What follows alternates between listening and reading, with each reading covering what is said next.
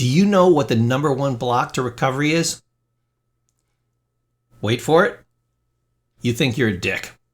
You've been doing all these dickish things. You've been going out there and hurting people, and you went to jail, and your wife divorced you, and your kids can't stand you, and you lie, you cheated, you stole. All these things were going on. You're saying, oh my God, I was such a dick. And that's the number one block to recovery. Little Psych 101. You won't do anything or very little for somebody that you hate. And right now, you hate you. And you know what? You're wrong. You're actually a good person. But you look back over your history of the last few years while you were using, and you say, I'm a dick. I'm horrible. I don't want to help that person. It's subconscious, but you do it. You won't do anything for somebody that you hate. But that wasn't really you. That was the old you. Now there's the new you.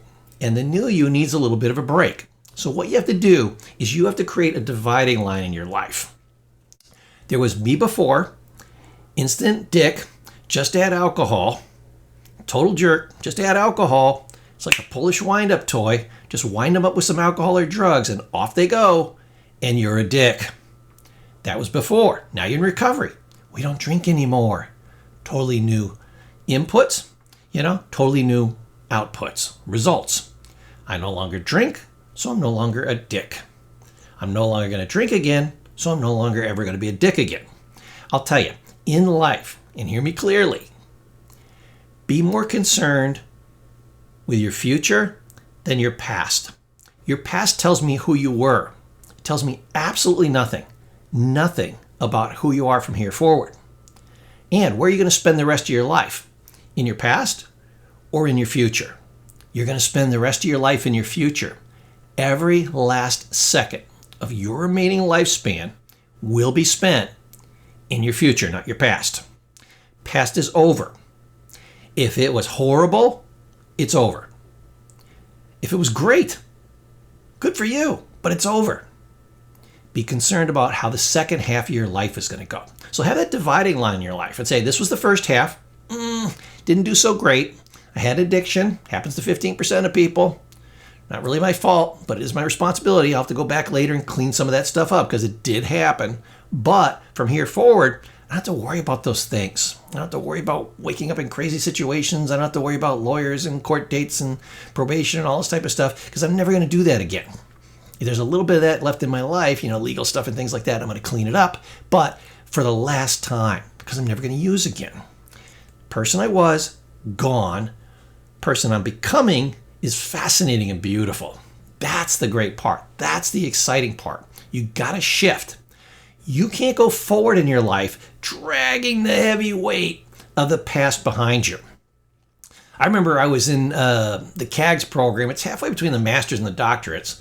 And we were doing a culminating experience. It was literally hours before we were going to graduate. We're having our last session, our last class. And it was just a discussion group about what we want to do with our new degree and, why we got our degree and what we're going to do in the future and, all these great things. And there was a little old lady. I say little old lady. She was probably 60. I look like I'm 60 going on 40. She looked like she was 60 going on 90. Okay. Must have been a lot of city miles or something. She looked like she'd been rode hard and hung out wet, as they say in the military. She looked bad. But here's a 60-year-old lady. And she's saying, well, here's why I got the CAGS degree. Well, I got a bachelor's degree because, I had a bad childhood and all these horrible things happened to me and I felt really sad and down and I really couldn't get past it. And I said, well, I'll take a bachelor's degree. Cripes, in 4 years, they ought to be able to tell me how to solve this. I mean, I'm literally trained to become a therapist. They'll teach me how to solve this. And it didn't really happen for me. So I said, oh, they don't really teach the good stuff. They just teach the fundamentals and the basics in the bachelor's degree. You got to have the master's degree. So she went out and got the master's degree. She's going to have true mastery. Awesome. It's like a martial artist. You want to be a kung fu master, right? So she said, great, I'll be a psychological master. She got through the master's and it's like, I feel a little better, but not much. I can barely feel it. Yeah. Well, better get this advanced CAGS degree. I said, well, good. So now you've had the CAGS degree, and of course, You found the great answers and your life's going to get better. And she said, no. But I'm already pre-signed up for the doctoral program. I'm sure the answers are there. I kind of shook my head and I said, what if they're not? I mean, you got let down 3 times. What if you're just stuck? And you're stuck because you're dragging the past with you. Your past is over. I can't see it anywhere. Look around the room. Can you show me one piece of your past? No, it's over, it's gone. If it was great, it's over. If it was lousy, it's over. Why don't you just move on? Why don't you do that dividing line in your life and say, hey, that was when I was a kid. Now it's over. Now I'm in the next stage of my life, and just move on.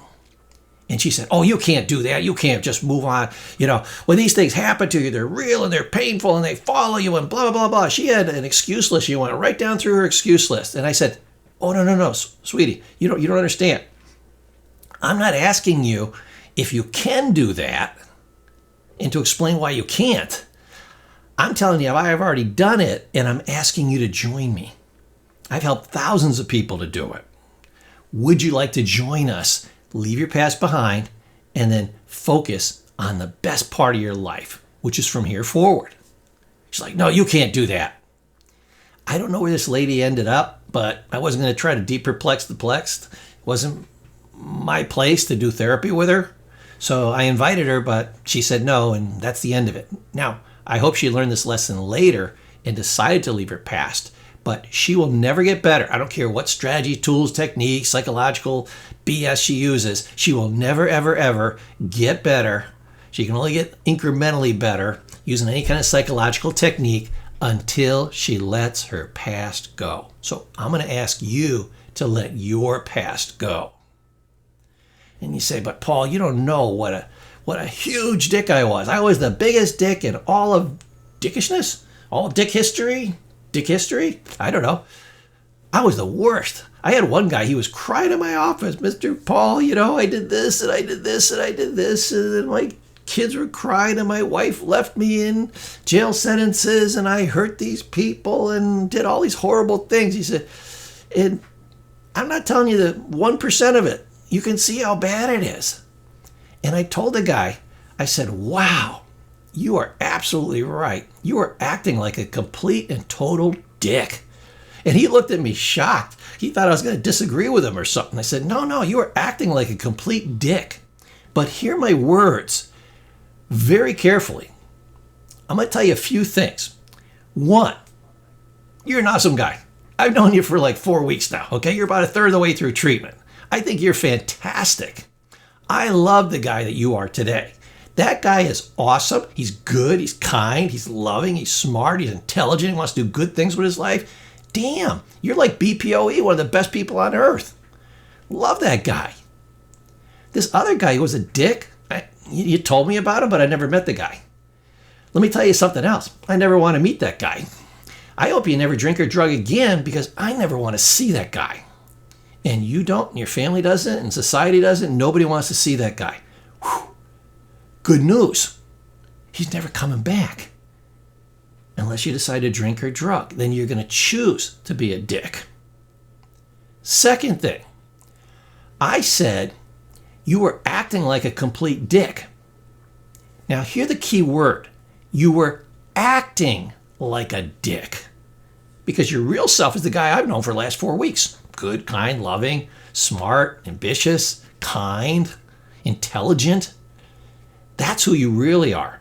But add alcohol or drugs, and man, you start acting like a dick. You're not actually a dick, but you will have the consequences of one. Because you're going to do dickish things. You're going to act like a dick. You're going to behave like a dick. You're going to kind of be a little dick, just temporarily until the drugs wear off.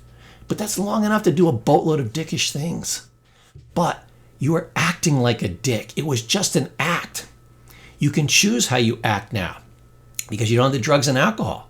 So A, there's nothing to trigger you to ever be a dick again. So it might just evaporate on its own. But should you ever have the urge, even though you're not a dick, to be a dick, a sober dick, choose not to. It was just an act. The real you sits in front of me and you can let the fake you go. It's okay. So I want you, and this is my heartfelt wish for you, to realize that you were just acting like a dick. That part is gone. Dividing line in your life. We're never going to see that guy or girl again. Let him go. Do not try to build your future with the weight of your past dragging behind. That's why in the big book they tell you got to clean up the wreckage of the past. You go, you clean it up, you leave it. You don't roll in it, you clean it up and you leave it. If I had a pile of manure in my yard, I would not roll in it, which is you when you're going through all the terrible things you did and oh God, what a dick I was. That's rolling in the mud or rolling in the manure, okay? To pick up a scoop of manure, I don't have to roll in it. My job to clean it up because I put that crap there. And I'm going to get rid of that crap, but I'm not going to feel bad about it while I'm doing it. I'm going to feel good about getting rid of it. And then when it's gone, I'm going to feel great that it's gone. And I'm going to feel fantastic that I know there's not going to be any more manure in my life. At least not any that I put there, right? Life may crap on you periodically, but you'll scoop that up and throw it away too. You're going to be all right. There's an old Zen philosophy that everybody is born beautiful, perfect, and innocent. At your core, that's who you are. There are no evil babies, okay? Beautiful, perfect, and innocent. That's you. Leave the drugs and alcohol aside. Leave your painful past aside. Even the painful past, like that old lady. Her problem wasn't drugs and alcohol. People had tortured her and been nasty to her and been mean to her. She was a small child. It wasn't her fault. It wasn't her fault that it happened. But her dragging it through over and over and over again, she worked very hard on that every day. She took the manure and she rolled in it. So I don't blame her for the crap. I blame her for rolling in it. And I offered her to not roll in it. And I showed her the perfect way to get rid of it. I'm showing you too. Let's see if you show greater wisdom and you leave the past behind. You get in touch with the fact that you're beautiful, perfect, and innocent. You work your recovery. You don't drag along the weight of the past. Matter of fact, you get pulled by this beautiful vision of what you can do and be and have and create and give in the future. So, you're a wonderful person. I worked with addicts for many years. I've met a lot of dicks in my life, and not a single one of them was a recovering person. Recovering people, for whatever reason, maybe because of all the crap they've been through, they're tough, they're strong. God, they can laugh at tragedy. You know, everything's funny when it's over. They're good, they're kind, they're loving, they're working on themselves. There are no losers in recovery. You know why? Because losers don't go in recovery. Recovery is where the winners are. That's why they say go to the A meetings. Why? Because you want to be surrounded by people that are winning. You, in recovery, working your program, making it happen, doing this personal coaching with me. That's being a winner. So, if nobody's told you you're wonderful today, let me be the first one. If you ever think you're a dick, remember, I'm telling you you're not. One of us is wrong. You better pray to God it's you. And number two, I'm rarely ever wrong. So listen to Professor Paul. You're a good person and you're doing the work. Good people, remember, good people do not feel bad about having done bad things. Matter of fact, they get excited about it. They want to do more and they want to tell everybody that listen about all the bad things they did. They have no shame. They have no regrets. They don't worry about their honor. These are all things that the very reason you're feeling bad about stuff you did in the past is because you're such a good and beautiful person. And I know that kind of conscience, that kind of empathy, that kind of love, that's going to make for a wonderful future for you. Oh, quick bonus trip. And I love this.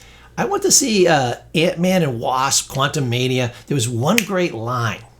It said, "It's never too late to stop being a dick." And I'll tell you, the movie was good, but that was the best line I ever heard. And it was so funny, but it was also so poignant. You can change anytime and stop being a dick and just move forward. I'll play a little clip for you. I think you'll like it. Tell me what to be. I don't know, just don't be a dick. I'm such a dick. Never too late to stop being a dick. My name is Darren. I am not a dick. Never too late to stop being a dick. Hey, that's your training for today. Like and subscribe. Don't miss the next training. Mine is Professor Paul. Wishing you all the best and massive success. If you have any challenges, go ahead and leave me some comments down below, and I'll see you in my very next training.